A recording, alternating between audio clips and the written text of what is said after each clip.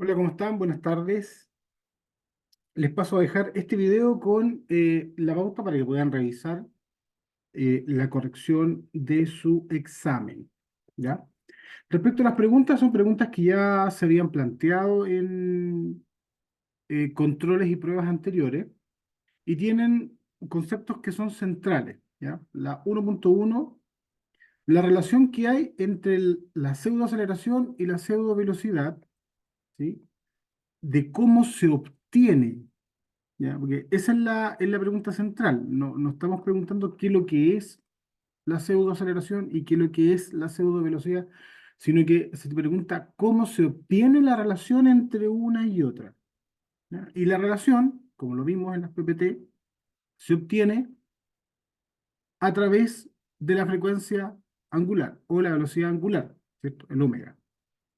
¿Y cómo se obtiene? Se obtiene de las simplificaciones que hicimos, ¿cierto? Las cuatro simplificaciones que hicimos para pasar de espectro a pseudoespectro, y eso se obtiene derivando, porque hay una relación en donde ustedes revisan la PPT, van a encontrar que es una relación que solamente se diferencia a través de la frecuencia angular. La segunda pregunta, ¿por qué es importante conocer la macro y la microzonificación sísmica? Esto ya lo habíamos preguntado en la solemne número 1. Y es porque ambos conceptos no los podemos controlar, ¿cierto? Para obtener la respuesta, el x4, ¿cierto? Se multiplica x1 por a, por y, por d. El y y el d, que son los parámetros, ¿cierto? De diseño de las estructuras, se pueden manipular para cambiar la respuesta, pero no así el x1, que es la macrosonificación, y el a, que es la microsonificación. Entonces, ¿por qué es importante? Porque no podemos controlarlo, debemos estudiarlo y ambos me permiten poder estudiar el peligro sísmico. Esos son los conceptos importantes. ¿Qué es un pseudoespectro de respuesta elástico y para qué se utiliza? Bueno, el pseudoespectro de respuesta elástico es una representación gráfica que representa la máxima respuesta aproximada de un sistema de un grado de libertad dentro del rango elástico, cuando la rigidez es proporcional o se mantiene constante, más bien dicho, y genera una proporcionalidad entre el desplazamiento y la fuerza. ¿Para qué se utilizan? Se utilizan justamente para conocer la respuesta máxima, ya sea en términos de aceleración o de velocidad o de desplazamiento, de un sistema de un grado de libertad. Para eso se utiliza. No se puede diseñar con esto, ¿ya? Porque recuerden ustedes que los pseudoespectros de respuesta no se puede diseñar. ¿Por qué? Porque representan solamente la respuesta de un sistema de un grado de libertad. ¿Qué se entiende por estructura regular en planta?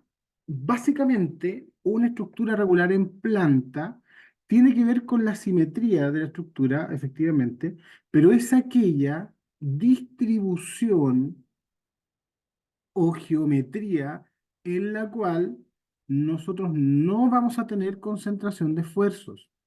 Y eso lo logramos distribuyendo los muros y las rigideces de manera que el centro de masa y el centro de rigidez puedan estar lo más cercano posible para no tener efectos de torsión. ¿Ya? La pregunta 1.6. Bueno, esta pregunta era exactamente la misma que trabajamos en clase y la misma pregunta que también trabajamos en el control 4. ¿Ya? Y básicamente, lo primero era identificar la estructuración, eso valía un punto. Localizar los elementos dañados también valía un punto. Analizar el tipo de daño, ¿cierto? Eran 2 puntos. ¿Por qué? Porque había que analizar el tipo de daño y había que analizar la causa. En este caso tenemos un edificio que es de estructuración de muro, en donde el elemento dañado mostrado en la fotografía es de muro.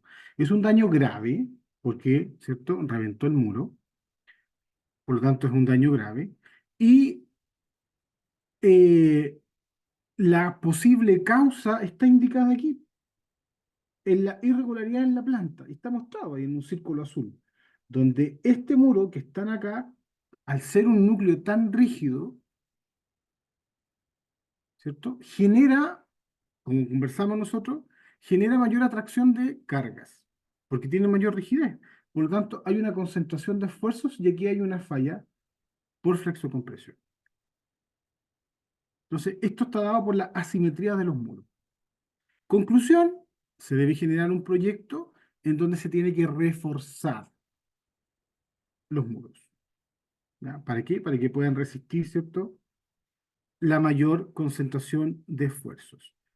Eso eran los 6 primeros puntos de acá. ¿Ya? Un punto por decir que es una estructuración de muro, un punto por decir que los elementos dañados son de muro, un punto por indicar que el daño es grave, un punto por analizar la causa, que en este caso es por concentración de esfuerzos dada la asimetría de la planta, y 2 puntos por la conclusión, que en el fondo es indicar que es un proyecto de refuerzo estructural. Luego, los 4 puntos de acá son aplicación de manual. ¿Ya? Por ejemplo, primero hay que analizar todos los pisos, perdón, para ver si es que cuántos muros están en esa condición. Alza primar las losas, alza primar las vigas, calcular los nuevos muros, generar los refuerzos, agregar y corregir si es que se puede la excentricidad en la planta, reparar las vigas con resinas epóxicas, por ejemplo, añadiendo más refuerzo, si no hay espacio suficiente, fibras de carbono, y después rehormigonar. ¿Ya? Ahí teníamos los 4 puntos. Ya. Y este ejercicio que está acá es un ejercicio que estaba planteado para que ustedes pudieran analizar lo siguiente. Si bien yo aquí les estoy preguntando por los dos ejes, el eje X y el eje Y, lo que hay que darse cuenta es que ambos ejes tienen 2 muros en una dirección y 2 muros en la otra dirección. Y nosotros hicimos un ejercicio en donde consideramos la inercia completa de los muros, ¿cierto? De los 4 muros, los que están en el sentido de la carga y los que no están en el sentido de la carga, y después hicimos 0 las inercias de los muros que están perpendiculares al eje de la carga y encontramos que ni la rigidez ni el periodo variaban. Por lo tanto, dijimos que de ese ejercicio en adelante íbamos a considerar solamente para el efecto de la rigidez y el periodo de la estructura los muros que están en la dirección de la carga, porque los otros no varían el comportamiento. Por lo tanto, al mirar esta planta, uno puede inmediatamente concluir de que la planta tiene el mismo comportamiento dinámico o va a tener el mismo periodo y la misma rigidez, por ende, en X y en Y. Por lo tanto, si a mí me preguntan el comportamiento en Y o me preguntan el comportamiento en X, es lo mismo. ¿Ya? Eso es lo primero que se tiene que revisar. Lo segundo, que acá yo se los dije al inicio del examen, es una estructura de muros en donde está empotrado en la base y está libre en la parte de arriba. Por lo tanto, la rigidez que se utiliza era la primera rigidez de la tabla para cada uno de los muros y como tenemos 2 muros, es 2 veces, ¿cierto?, la rigidez de cada muro. Entonces, en la pregunta A me preguntan por determinar lo típico, si es que el comportamiento de esta estructura en la dirección Y, da lo mismo que dirección, ya dijimos que se va a comportar de la misma forma, ¿será elástico o será inelástico? Si es inelástico, indica el factor de ductilidad que demandaría esta excitación sísmica. Esto de acá, que está escrito acá, es la expresión de un espectro de respuesta elástico o inelástico. Cuando yo considero un espectro inelástico, utilizo esta expresión. Esta expresión, sin eso, me indica o me representa el comportamiento de un elemento en el rango inelástico, porque tengo ductilidad y porque la resistencia máxima dividido por el peso se mantiene constante. Recuerden que lo que nosotros hicimos, ¿tá?, siempre dijimos que nosotros vamos a considerar el comportamiento en términos de fuerza y desplazamiento hasta el punto de fluencia. Y aquí tenemos la rigidez. Esto es el comportamiento elástico. Luego de ese punto de fluencia se mantiene constante. Hasta acá ya no hay más rigidez. Por lo tanto, aquí vale el SA partido por G. Y acá vale el Rmax partido por P.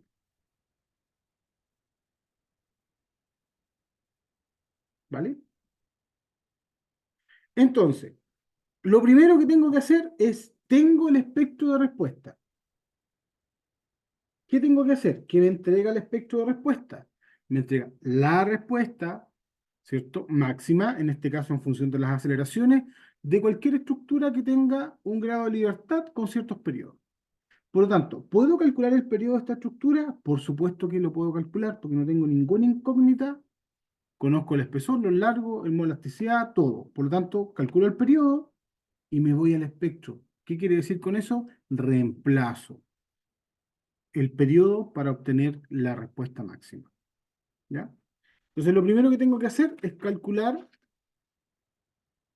la rigidez. La rigidez del sistema es dos veces la rigidez de cada muro. La rigidez de cada muro, según tabla, es 3i partido por la longitud al cubo, que en el fondo es la altura. Es decir, son los 15 metros. Como el modo de elasticidad está en toneladas centímetros, yo voy a trabajar todo en toneladas y centímetros. ¿Bien? Por lo tanto, la rigidez del sistema es 6 por E por I dividido por 15 metros, le agrego dos ceros, porque lo quiero pasar a centímetros, al cubo, ¿cierto? Eso es 6 por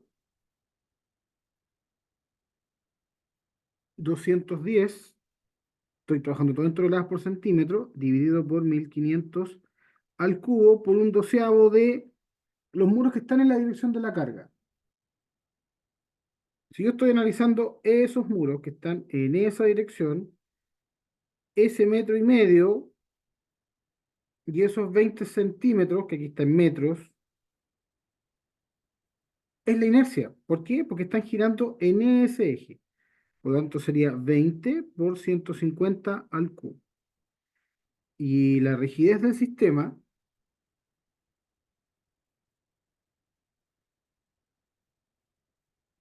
son 2,1 toneladas sobre centímetro. Por lo tanto, el periodo del sistema es 2pi por la raíz de la masa del sistema partido por la rigidez del sistema. La masa del sistema son 200 toneladas dividido por 981 porque estoy trabajando en centímetros. Y eso por la rigidez. Por lo tanto, el periodo del sistema, ¿qué dice? El periodo del sistema me da 1,96 segundos.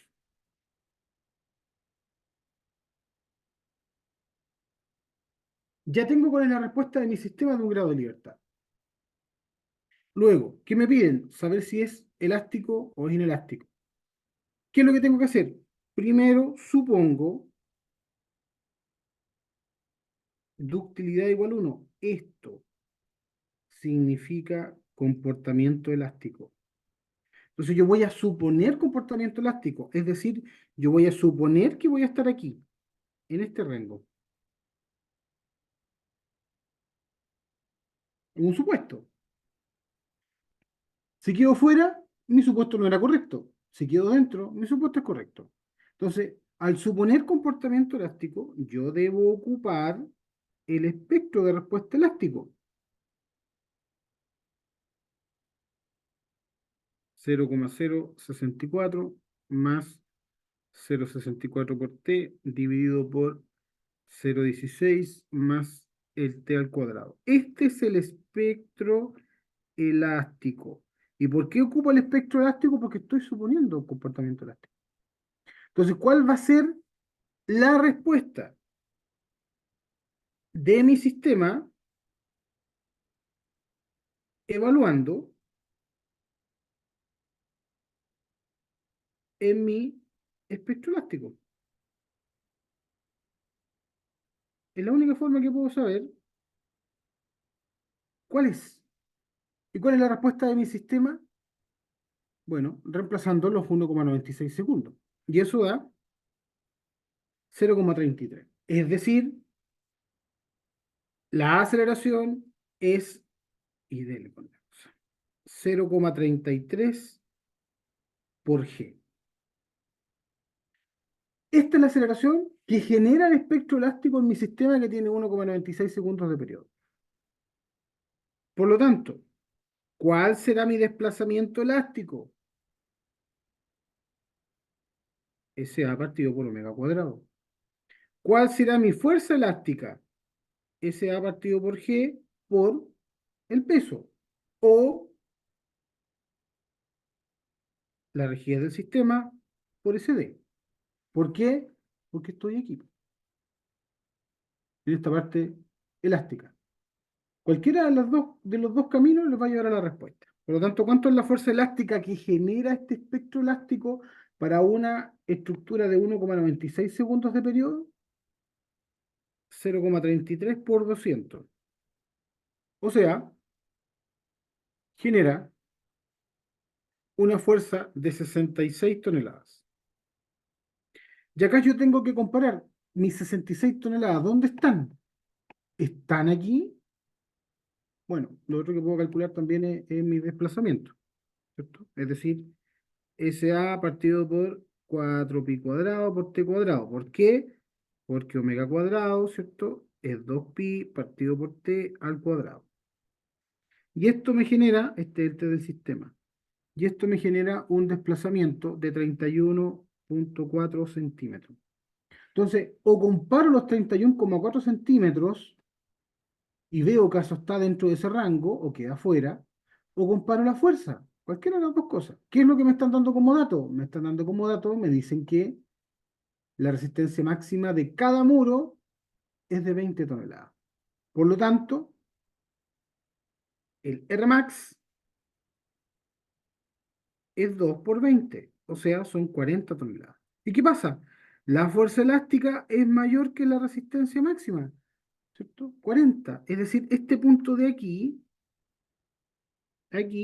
hay 40 toneladas. Y yo estoy diciendo que mi respuesta me está dando por acá, en 66. ¿Es elástico? No, pues no es elástico, porque estoy por acá arriba.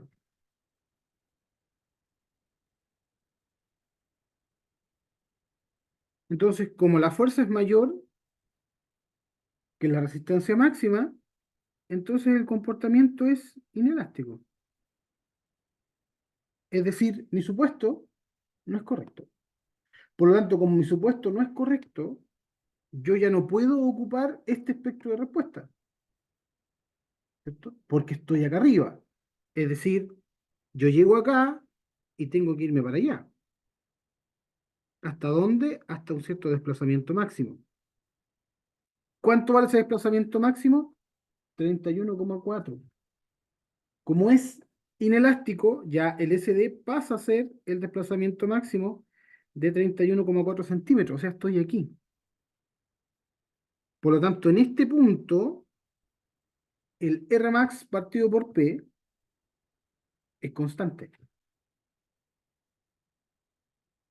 igual a 0,064 más 0,64 por T, partido por la ductilidad, 0,16 más el periodo del sistema, el periodo al cuadrado. Este es el espectro de respuesta ahora inelástico, porque ya sé que estoy acá.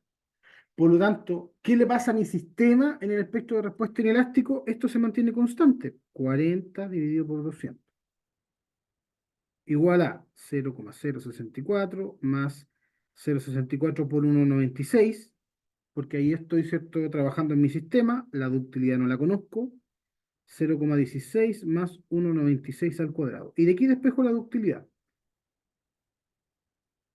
que me da 1,65. Ese es un camino. O el otro camino es calcular la ductilidad como Xmax partido por XY. Y este XY es este valor de acá, del punto de fluencia.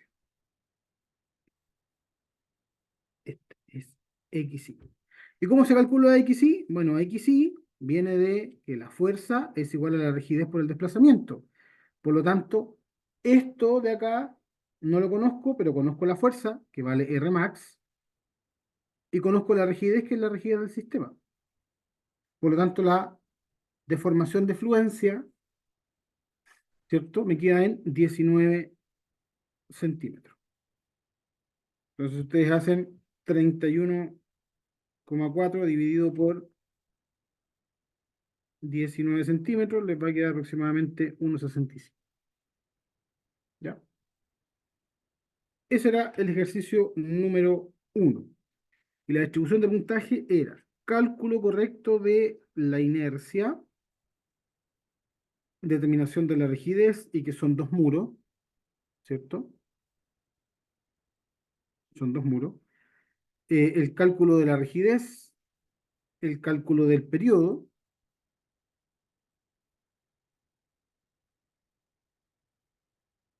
¿sí? Tenía 10 puntos,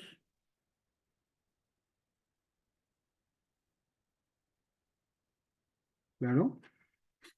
Uno, 2, 3, 4, 5. El supuesto, 6, 7, 7, ya sea la fuerza o el desplazamiento, 8, 9, y la ductilidad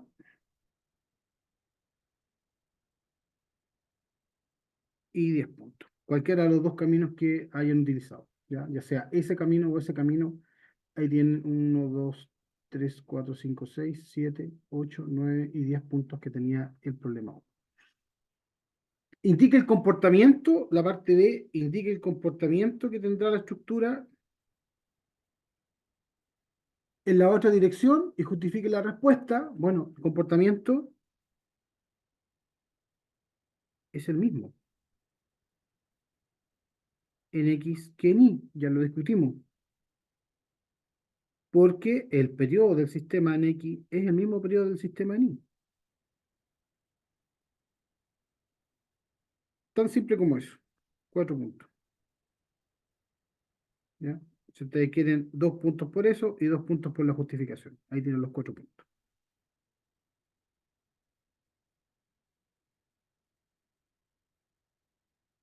C.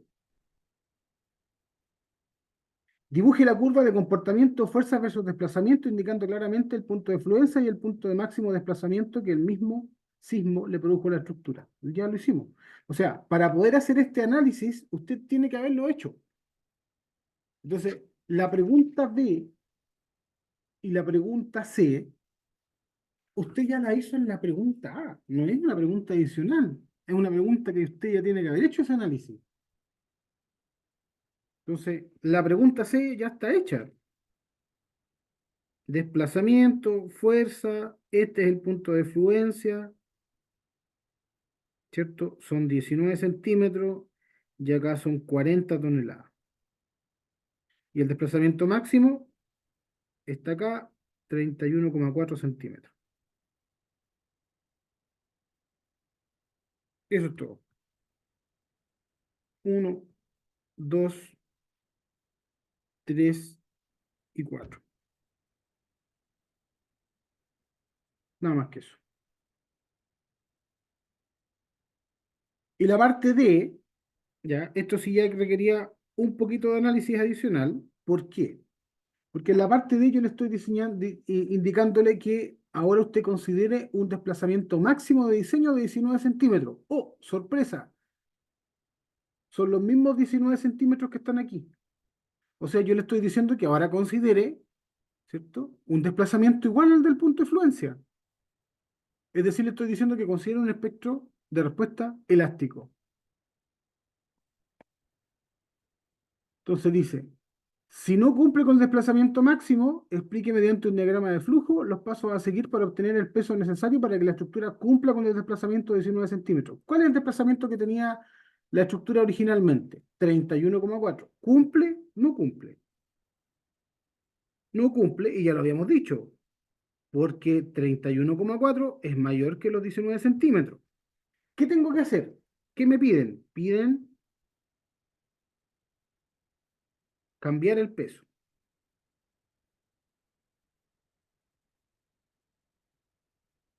Si me piden cambiar el peso, y es súper simple el análisis, si me piden cambiar el peso, significa de que yo la masa no la conozco. Por lo tanto, si no conozco la masa, no conozco el periodo. Si no conozco el periodo, no puedo conocer cuál es el comportamiento de la estructura, porque no conozco el periodo, no conozco si sea partido por G, por lo tanto no puedo calcular la fuerza y no puedo comparar. ¿Ya? Entonces, ahora me están diciendo que la incógnita que yo tengo es el peso, un peso nuevo. No lo conozco. Si no conozco el peso, no conozco el periodo del sistema nuevo. Si no conozco el periodo del sistema nuevo, no conozco la respuesta. Por lo tanto, ¿qué necesito yo para conocer la respuesta? Una restricción. En todos los ejercicios, o conocíamos el periodo y calculábamos la respuesta, o calculábamos la respuesta y obteníamos el periodo. Es decir, en un espectro de respuesta, SA periodo, o entrábamos con el periodo del sistema, ¿cierto? Hacia acá, y después calculábamos la respuesta, o entrábamos con la respuesta como una restricción, y con eso nosotros calculábamos el periodo del sistema necesario para obtener esa respuesta. Y eso es lo que estamos haciendo acá. ¿Por qué? Porque le estamos diciendo que esta va a ser ahora nuestra restricción.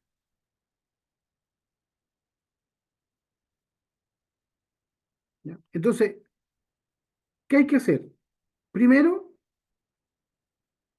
primero, calcular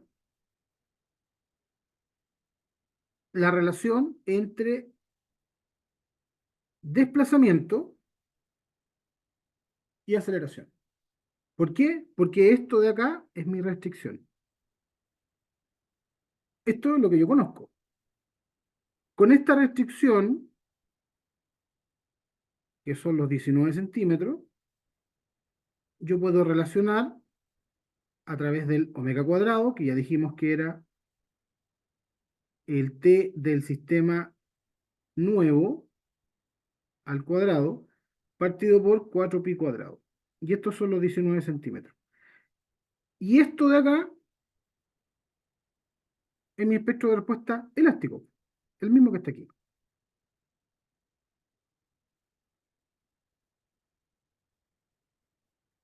Entonces, primero, calcular SA partido por omega cuadrado igual al pseudo desplazamiento. Es decir, primero, relacionar la restricción del desplazamiento con la pseudoaceleración.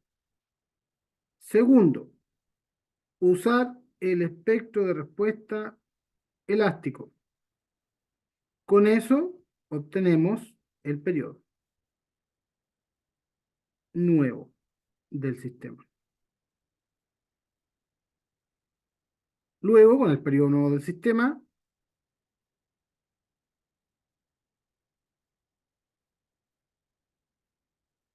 despejar la nueva masa. Y por último, de la masa, despejar el peso.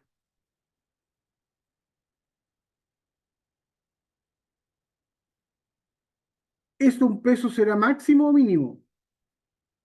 El peso está aquí, directamente relacionado con el periodo. Por lo tanto, a mayor peso, mayor periodo, ¿cierto? Como el periodo está acá, ¿cierto? Y yo necesito que esto no supere los 19 centímetros, necesariamente el periodo que obtenga va a ser un máximo. Por lo tanto, si el periodo es un máximo, el peso también es un máximo. Entonces, el peso es un máximo, porque si el peso baja, el periodo baja y por lo tanto el desplazamiento baja. ¿Ya? Este análisis lo hicimos en varios ejercicios.